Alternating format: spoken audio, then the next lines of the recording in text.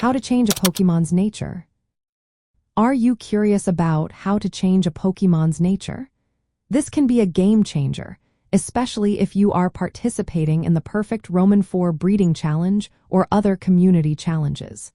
Let's break down the options available to you in a straightforward way. First up, we have Nature Mints. These items are a fantastic tool for altering the visible effects of a Pokemon's nature.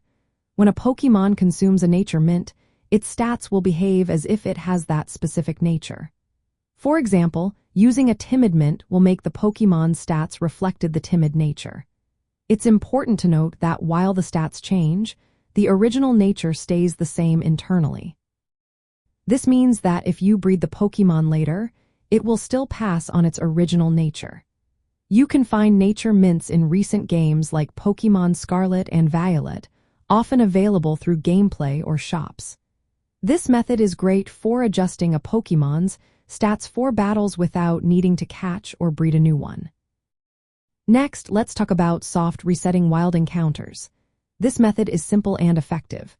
Before you encounter a Pokemon in the wild, save your game. After catching the Pokemon, check its nature. If it is not what you want, just restart the game from your saved point and encounter the Pokemon again. You can repeat this process until you find a Pokemon with the desired nature. This technique works well for Pokemon that are easy to find in the wild. Another reliable way to change a Pokemon's nature is through breeding with a Ditto that is holding an Everstone. To do this, you need to obtain a Ditto with the nature you want to pass on. Have the Ditto hold an Everstone, which guarantees that the nature of the holder will be passed to the offspring. Breed the Ditto with the Pokemon species you want, and the resulting offspring will inherit the Ditto's nature. This method is especially useful for rare Pokemon where soft resetting is not practical. It is worth mentioning that the Synchronize ability, which used to influence nature in earlier generations, no longer works in recent games.